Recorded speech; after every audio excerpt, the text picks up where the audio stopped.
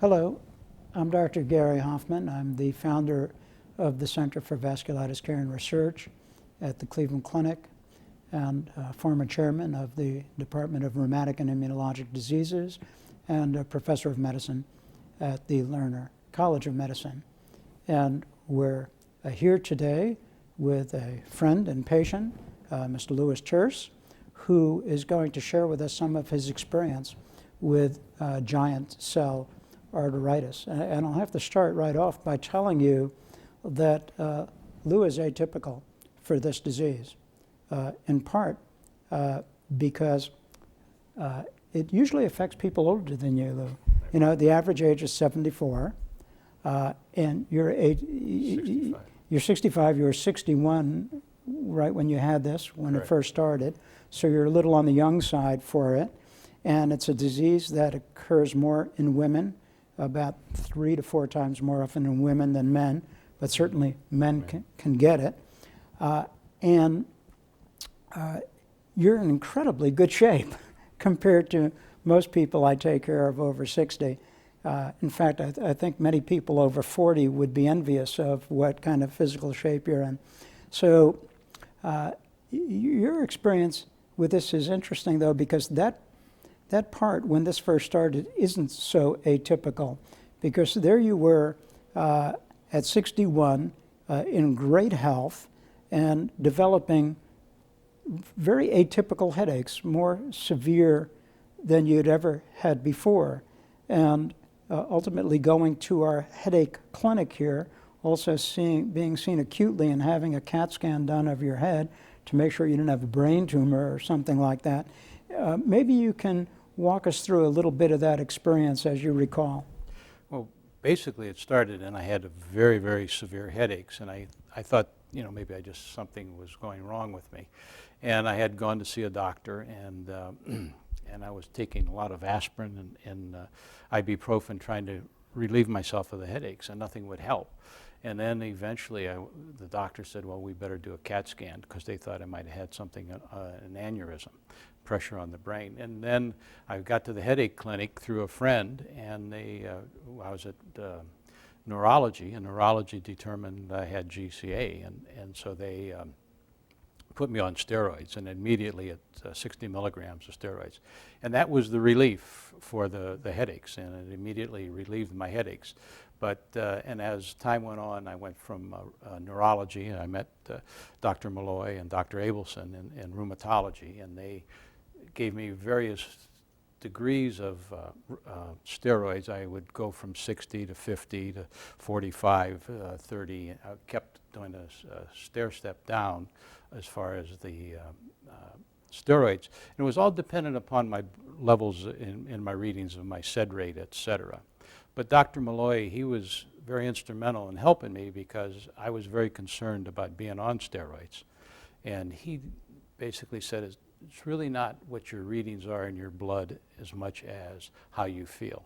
And I felt great, and it was the headaches were gone, but I was still taking steroids, and I continued to do the stair step down as far as the levels, and eventually, without notice, and I think that's when I met you after Dr. Malloy left, that I actually took myself off the steroids, and because I knew that of all the side effects that there was with the steroids.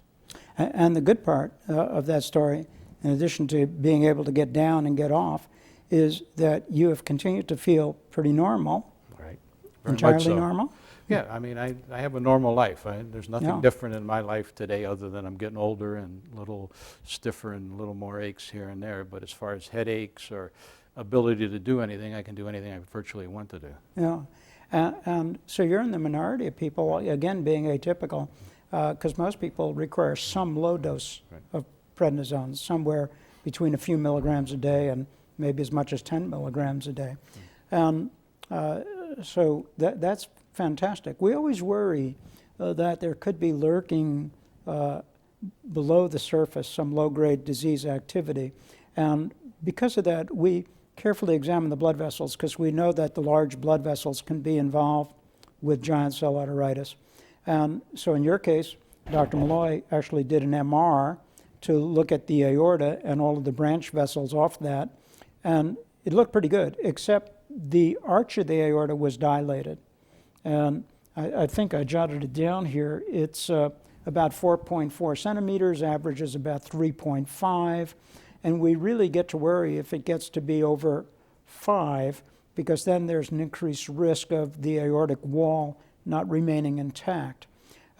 So there's an important lesson that you teach us with this, and that is we should look for, we as physicians should look for any evidence of disease in large vessels like the aorta. So we listen very carefully for murmurs over the aortic valve of the heart, because if the aorta becomes dilated, enlarged, it pulls apart the leaflets that make up that valve, and we hear irregular back and forth flow where ordinarily it should be just going forward, not backward.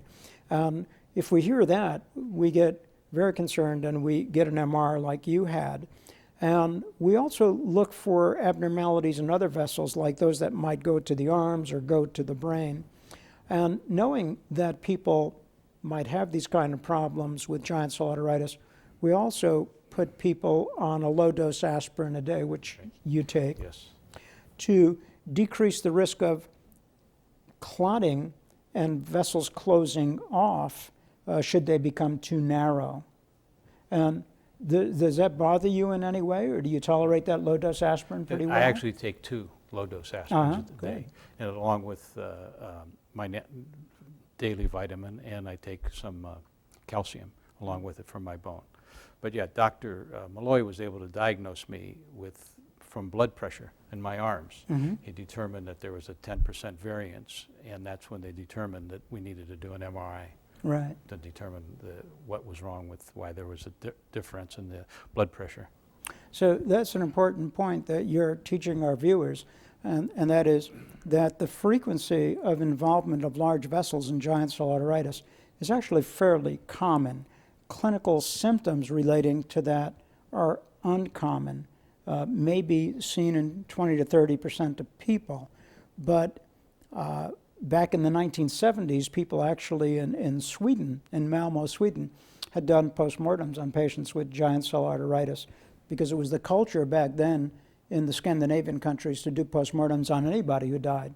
And what they found is 100% of people with giant cell arteritis have some signs of inflammation in the large vessels, which really stimulates us to always look for any proof of change within the anatomy of those large vessels. And for you, we do those MRs periodically, every 12 months or so, to make sure that the aorta isn't enlarging to a point where it would be dangerous. But as long as we don't see any progression, and fortunately we have not, you can go ahead and do essentially anything you want. Correct, yes. Normal life. I live a normal life, thanks to the clinic and you and Dr. well, Abelson you. and Dr. Malloy. Any other parts of your experience that you might want to share as you look back upon your life with giant cell arteritis? Well, I guess probably the biggest thing is, is that I was determined to get off of steroids because I knew the side effects of them, and I knew that it was basically a drug that masqueraded the pain, and that eventually, if you don't get off of them, it could cause you great harm. And so I really was focused on getting off of them, and I was going to do everything under my power I possibly could. And I'm healthy and I work out a lot, 4 or 5 times a week, and I felt that I was in good enough shape. And I think the key is if you take care of yourself and you watch what you eat and you work out, have some kind of cardiovascular activity, and you got me going back to strength training for my bones. I think you can beat all these problems that you have, and it was just an attitude that I didn't want to be on that drug. I didn't want to be on the drug for the rest of my life, and I wanted to get off as soon as I could. And my readings on as far as my blood results, they varied from week to week when I had them, but I didn't feel any pain, and I felt great. So I just determined that it was time to, move on. And I was very fortunate, I guess, from your studies and from all your other patients. But I just think if you eat right and take care of yourself and have the proper attitude, you can get by most things. Yeah, well, that's a fantastic perspective to have. I should mention, in terms of symptoms, that when you first had those headaches, you also had tenderness of your scalp around the temporal arteries, which is actually why we also call this temporal arteritis, which is a little misleading because although the temporal artery can be involved, really, any of the large vessels in the body can be involved in this. So let's do a what if. What if here you are among the minority of people who have come off steroids?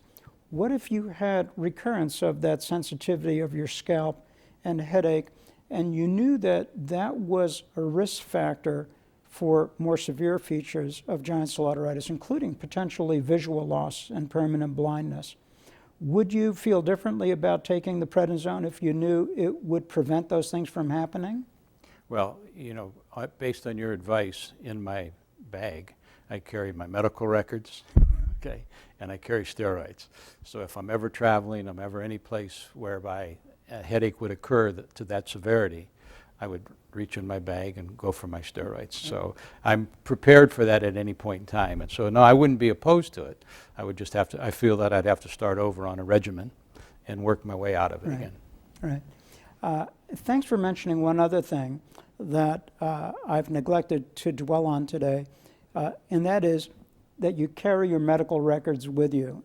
And we advise our patients who have these rare diseases, giant cell arteritis being the least rare of these, to always take the very last note that we have provided for them. And fortunately, because we have an electronic medical record and everything is neatly typed out, we advise people to carry a copy of that note with them when they're traveling, because these diseases are not often recognized by the average family practitioner or general internist, perhaps emergency room doctor.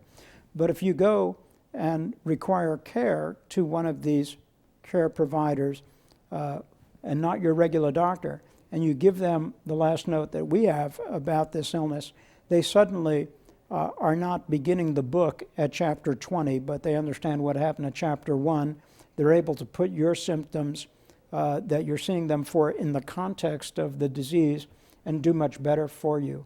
So a very important point for our viewers to take the last note that you have from your doctor regarding your vasculitis with you when you travel, should you need some medical attention on the road.